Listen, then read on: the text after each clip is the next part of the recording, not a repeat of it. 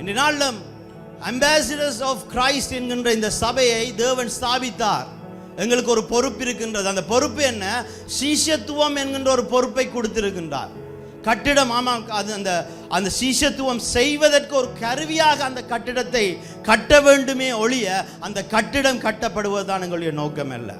எங்களுடைய நோக்கம் சீஷர்களை உருவாக்குவது, தேவனுடைய வசனத்தை மற்றவர்களுக்கு போதித்து தேவனுடைய ராஜ்யம் ஜனங்களோடாக விரிவடைய வேண்டும் என்பதுதான் தேவனுடைய நோக்கமாக இருக்கின்றது.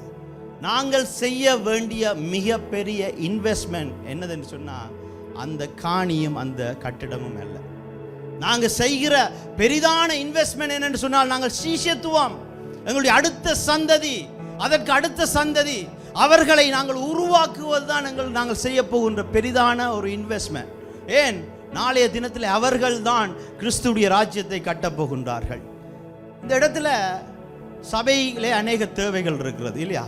தேவைகள் என்று சொல்லும் பொழுது ஊழியங்களில் தேவைகள் இருக்கிறது. நாங்கள் பார்க்குறோம், இங்கே வர்ஷிப் செய்யும் பொழுது கிட்டார் அடிக்கணும், ட்ரம்ஸ் அடிக்கணும், இந்த காரியங்கள் செய்யணும். யாருக்காவது எப்போ தோன்றி இருக்கா, அட நமக்கு தான் வயசு போயிட்டுது, பரவாயில்ல நம்மளோட பிள்ளைகளுக்காவது படிப்பிப்போம், இதை யாருக்காவது தோன்றியிருக்கா?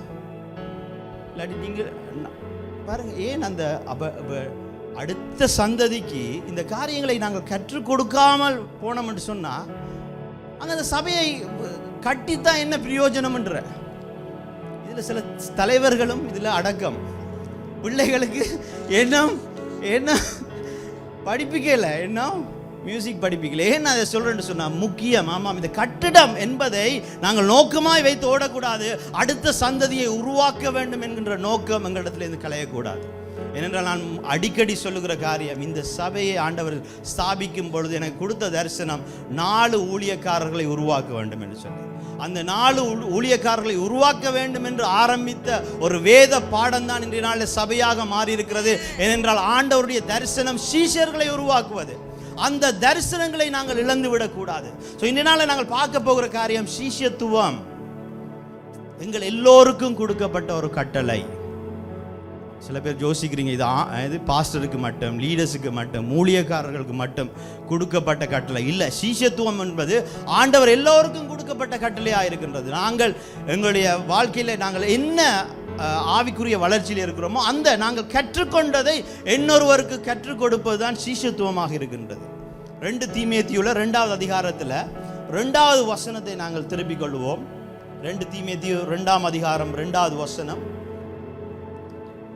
இதற்கு முதல் ஸ்லைட்.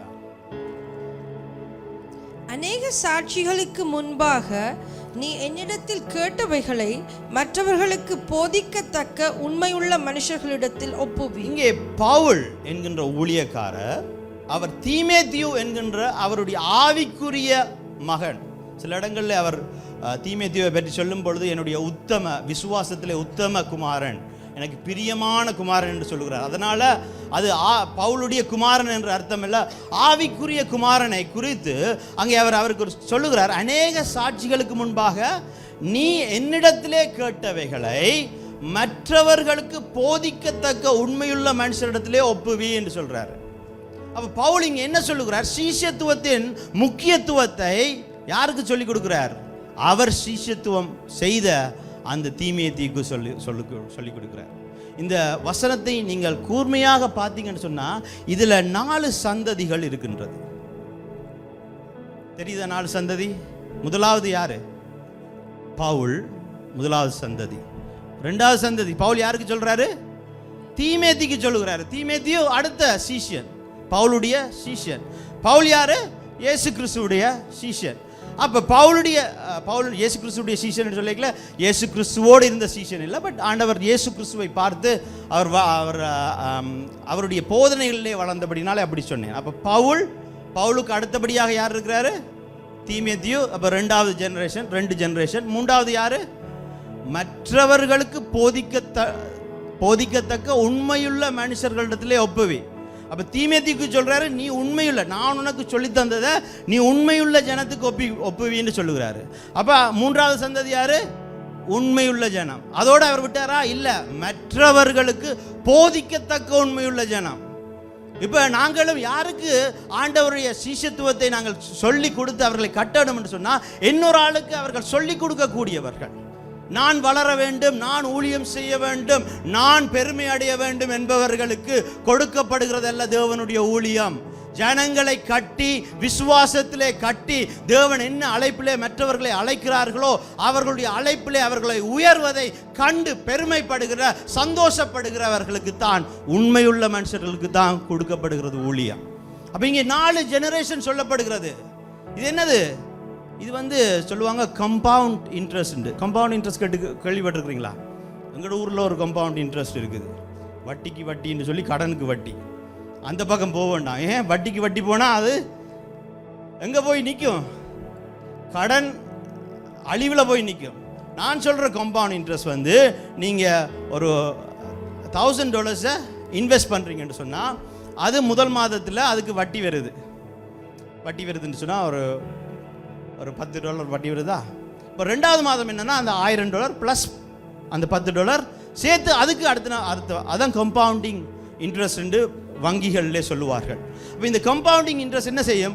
இது ப்ளஸ் தர பெருகிக்கொண்டே போகும் சாதாரண இன்ட்ரெஸ்ட்டை விட. அதை போலத்தான் ஆண்டவருடைய சிஷ்யத்துவம். நான் 2 பேருக்கு சிஷ்யத்துவம் செய்கிறேன். அந்த 2 பேர் என்ன 2 பேருக்கு செய்கிறார்கள், அவர்கள் என்ன 2 பேருக்கு செய்கிறார்கள். இங்கே 4 சந்ததியில் எத்தனை பேர் வருகிறது? இப்போ 20க்கு மேலே வருகின்றது.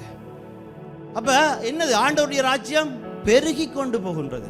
அதற்கு நாங்கள் எல்லோருமே சிஷ்யத்துவத்தில் விருப்பம் உள்ளவர்களாக, அதுக்கு முக்கியத்துவம் கொடுக்கிறவர்களாக, அது தேவனினாலே கொடுக்கப்பட்ட கட்டளை என்று உணர்ந்தவர்களாக நாங்கள் இருக்க வேண்டியவர்களாக இருக்கின்றோம். அப்போ என்னது சிஷ்யத்துவம்? இதனால் நீங்கள் உங்களுடைய விசுவாச வாழ்க்கையில், உங்களுடைய விசுவாச வளர்ச்சியில் எந்த நிலையில் இருந்தாலும் கூட உங்களுக்கு என்று ஒரு சிஷ்யத்துவம் இருக்கத்தான் செய்கின்றது. இப்போ தான் நீங்கள் ஆண்டவரை பற்றி கேள்விப்பட்டு இந்த இடத்துல ஆண்டவருடைய நன்மைகளை புசித்து ஆண்டவர்களை வளர்ந்து கொண்டு வரீங்களா? பரவாயில்ல. இன்னொரு உங்களுடைய நண்பருக்கு என்னுடைய வாழ்க்கையில் இப்படி நடந்தது, ஆண்டவர் இப்படி காரியங்களை செய்கிறார், ஆண்டவருடைய வேதம் என்னுடைய மனதை மாற்றுகின்றது, அதற்கு எனக்கு மனதிலே சமாதானம் தருகிறது என்று சொல்லி அவர் ஃப்ரெண்டோட தேவனுடைய நற்செய்தியை ஷேர் பண்ணுறது கூட என்னது? ஒரு சீஷத்துவமாகத்தான் இருக்கின்றது. இதனால் ஒரு ஊழியம் செய்கிறோமா, அது சின்ன ஊழியம் பெரிய ஊழியம் என்று நாங்கள் மனிதர்கள் தான் நாங்கள் கணக்கு போடுகின்றோம். ஒரு கேமரா ஊழியம் செய்கிறாரா சசி என்ன செய்யணும்? அவர் செய்கிறத இன்னொரு ஆளுக்கு பழக்கணும் இல்லையா? நீங்கள் வெல்கமிங் செய்கிறீங்களா? வெல்கமிங் தானே, அது சின்ன ஊழியம், அவங்க பாடிக்கொண்டு திட்டுறாங்க, அவங்க பிரசங்கம் பண்ணுறாங்க. இல்லை, ஆண்டவர் உங்களுக்கு கொடுத்த அந்த காரியத்தை எப்படி பொறுப்பாக செய்ய வேண்டும் என்பதை இன்னொருவருக்கு ஏன்னா வெல்கமிங் ஒரு இம்பார்ட்டன்ட் ஊழியம் இல்லையா? ஜனங்கள் எத்தனையோ போராட்டங்கள் மத்தியில், எத்தனையோ இடுக்கன் மத்தியில் கவலையோடு ஆண்டவரை நோக்கி வருகின்றார்கள். அவர்களை வெல்கம் பண்ணும் பொழுது, அவருடைய தேவனுடைய அன்பு உங்களிடத்திலிருந்து வரும் பொழுது, அவர்களுடைய கவலைகள் கஷ்டங்கள் மறந்து இந்த இடத்துல வரும் பொழுது தேவனால் ஒரு சமாதானம் உண்டாகும் என்றதற்கு முதலாவது ஆளாக நீங்கள் நிற்கிறீங்க அதில் இல்லையா? அப்போ ஒவ்வொரு காரியம் எங்களுக்கு என்ன சொல்லி கொடுக்கப்படுகிறதோ அதை இன்னொருவருக்கு சொல்லுவது தான் இங்கே சீஷத்துவமாக இருக்கின்றது. அதைத்தான் ஆண்டவர் சொல்றார். நாங்கள் கற்றதை மற்றவர்களுக்கு கற்றுக் கொடுக்கும்படிக்காகத்தான் அங்கே வேதத்திலே நாங்கள் சொல்லப்படுகிறது. அப்ப ஒரு சபையினுடைய என்னது சிறப்பு இல்லாட்டி பெருமதி அந்த சபையில் எத்தனை சீட்ஸ் எல்லாரும் பார்த்தீங்க தானே? நாங்கள் ஆண்டவர் தந்த அந்த காணியை போய் பார்த்தோம். நானும் பார்க்கும்பொழுது எத்தனை சீட்ஸில் கட்ட போகிறோம், எவ்வளவு ஜனங்கள் வர போகிறாங்க, எவ்வளோ பெரிய மேடை போட போகிறோம், அதில் எத்தனை ஜனங்கள் அங்கே உட்காருகிறார்கள் என்பது முக்கியமல்ல, எத்தனை ஜனங்கள் அந்த இடத்திலே ஆயத்தம் பண்ணப்பட்டு தேவனுக்கு ஊழியம் செய்யும்படிக்காக அனுப்பப்பட போகிறார்கள் என்பதுதான் ஒரு சபையினுடைய பெருமதி, ஒரு ஊழியத்தினுடைய பெருமதியாக இருக்கின்றது. அப்போ எங்களுக்கு அது செய்யணும் என்று சொன்னால் அதுக்கு சீஷத்துவம் தேவை. அந்த சீஷத்துவம் என்ன? தலைவர்களோடு போதகர்களோடு முடிவது அல்ல. எங்களுடைய சபையில் வருகிற ஒவ்வொருவர் மேலும் இருக்கின்ற ஒரு பாரமாக அது மாற வேண்டும். 2 தீமோத்தேயு 4வது அதிகாரத்தில் 5வது 6வது 7வது வசனங்களை மட்டும் வாசிப்போம். 2 தீமோத்தேயு. நீயோ எல்லாவற்றிலும் மனத்தெளிவுள்ளவனாயிரு, தீங்கு அனுபவி, சுவிசேஷகனுடைய வேலையை செய், உன் ஊழியத்தை நிறைவேற்று. ஏனென்றால் நான் இப்பொழுதே பானபலியாக வார்க்கப்பட்டு போகிறேன், நான் தேகத்தை விட்டு பிரியும் காலம் வந்தது. இங்கே திரும்பவும் பவுல் தீமோத்தேயுக்கு எழுதுகிற நிருபம், ஒரு கடிதம் தான் இது. இங்கே திரும்பவும் அவர் ஒரு கடிதத்திலே தீமோத்தேயுவுக்கு, அவருடைய சீஷன், அவருடைய ஆவிக்குரிய மகனாகிய தீமோத்தேயுவுக்கு எழுதுகின்றார். நீயோ எல்லாவற்றிலும் மன தெளிவுள்ளவனாயிரு, தீங்கு அனுபவி. அவனுக்கு சில ஆலோசனைகளை சொல்லுகின்றார். அந்த ஆலோசனைகளை சொல்லி வேலையை செய். என்ன வேலையை செய்யட்டாம்? சுவிசேஷனுடைய வேலையை செய், உன் ஊழியத்தை நிறைவேற்று என்று சொல்லி சில காரியங்களை போதிக்கின்றார். போதிச்சு சொல்றார், என்னுடைய காலம் முடிவுக்கு வரப்போகின்றது, என்னுடைய தேகத்தை விட்டு நான் பிரிகிற காலம், அதாவது மரணத்தை தழுவிக்கொள்ளுகிற காலம் வந்து விட்டது என்பதை அவர் சொல்லுகின்றார். அப்ப பவுல் அவருடைய ஊழிய போராட்டத்தை போராடி முடிக்கின்ற தருவாயிலே தன்னுடைய சீஷனுக்கு அவர் சொல்லுகிற காரியமாக இது இருக்கின்றது. 7வது வசனத்தை நாங்கள் வாசிப்போம். நல்ல போராட்டத்தை போராடினேன், ஓட்டத்தை முடித்தேன். நல்ல போராட்டத்தை போராடினேன் என்று பவுல் சொல்லுகிறார். ஓட்டத்தை முடித்தேன், விசுவாசத்தை காத்துக்கொண்டேன். இந்த வசனத்தை நீங்கள் படிக்கும் பொழுது என்ன ஒரு பிம்பம் உங்களுடைய எண்ணத்தில் வருகின்றது? நல்ல போராட்டத்தை போராடினேன், நல்ல ஓட்டத்தை ஓடினேன். பவுல் முடிக்க போறாரு. பவுல் ஆண்டவர் எடுத்துக்கொள்ள போகின்றாரு. இந்த இறுதி நேரத்தில் அவர் சொல்லுகிறார், நல்ல போராட்டம், நல்ல ஓட்டத்தை ஓடி முடித்தேன், விசுவாசத்தை காத்துக்கொண்டேன்.